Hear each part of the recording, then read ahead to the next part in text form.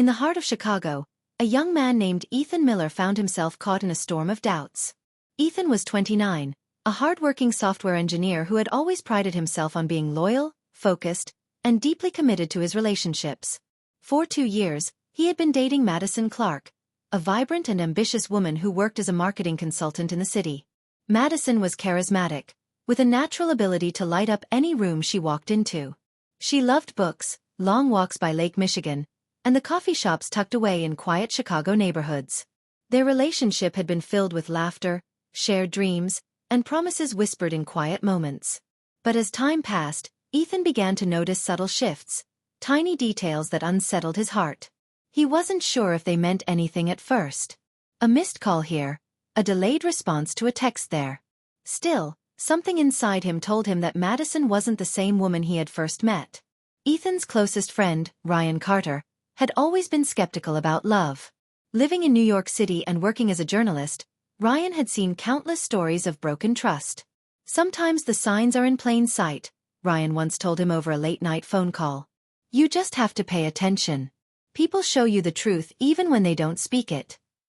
That conversation replayed in Ethan's head one autumn evening when he and Madison were supposed to have dinner at their favorite Italian restaurant in downtown Chicago. Madison showed up late, flustered, and distracted. She claimed she had been stuck in traffic, but Ethan had tracked traffic updates on his phone. There had been no delays that night. He didn't confront her, but a seed of suspicion had been planted. Over the next few weeks, Ethan began to quietly observe Madison. He noticed she guarded her phone more carefully than before. She turned the screen away when messages came through, and sometimes she left the room entirely to take calls. When Ethan asked about it casually, she laughed it off, saying it was just work stuff. Yet, Ethan couldn't shake the uneasy feeling that something deeper was happening. One Sunday morning, Ethan suggested they take a walk along the Chicago Riverwalk, something they used to love doing together. Madison hesitated, saying she was tired, but eventually agreed. As they walked, Ethan noticed she seemed distant, lost in thought. Her laughter didn't feel as genuine as before, and her eyes darted away whenever he tried to hold her gaze. Ethan confided in Ryan again. Ryan, being more blunt than most, told him, "If you want clarity, you need to look at her actions, not her words. People can say anything, but behavior always leaves a trail." It wasn't just the phone or the distance. Madison's routines had shifted. She started going out more often, claiming she was meeting colleagues for late dinners or networking events. Ethan trusted her at first, but the frequency of these outings grew suspicious. When he offered to pick her up one evening, she quickly declined, saying she would just Uber home. That moment stung. But Ethan wasn't impulsive. He didn't want to accuse Madison without certainty. Instead, he decided to focus on the patterns. He paid attention to her moods, her silences, and the changes in the way she treated him. Madison, once openly affectionate, had become more reserved. The warmth of her touch felt replaced with something mechanical. Then came the moment that confirmed Ethan's doubts. One night, Madison accidentally left her phone on the kitchen counter while she went to shower. Ethan didn't want to invade her privacy, but when the screen lit up, he caught a glimpse of a message preview that made his stomach drop.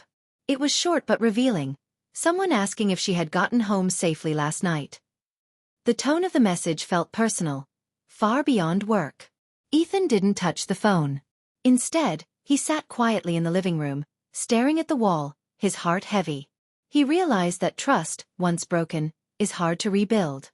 He didn't need to read the entire conversation to know that Madison's heart was no longer fully with him.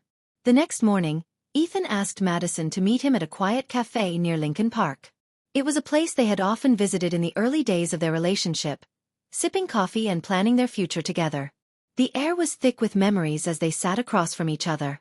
Ethan calmly told her what he had noticed, how the small changes had piled up into something undeniable. Madison didn't deny it. Tears filled her eyes, and she admitted that she had been seeing someone else during her late evenings. She claimed it was a mistake, something she never intended to happen, but the damage had already been done. For Ethan, the revelation was both painful and clarifying. He realized that ignoring the signs would only have prolonged his heartbreak. Madison had chosen a different path, and though it hurt, it was better to face the truth than live in denial. The weeks that followed were difficult. Ethan leaned heavily on Ryan, who reminded him that betrayal doesn't define one's worth. He also began to rediscover himself, taking long runs along Lakeshore Drive, spending weekends with his family in Boston, and slowly opening his heart to the possibility of healing. What Ethan learned was that love requires trust, and when trust is broken, the signs are rarely invisible. He chose to see Madison's betrayal not as a reflection of his shortcomings but as a lesson about honesty, observation, and self-respect. By the time winter snow covered Chicago, Ethan had grown stronger. The pain was still there, but so was a new sense of clarity. He understood now that the truth, no matter how difficult, was always better than comforting lies. And as he looked out at the frozen lake one evening, he knew he was ready to move forward, leaving behind the weight of unanswered questions and embracing the promise of a new beginning.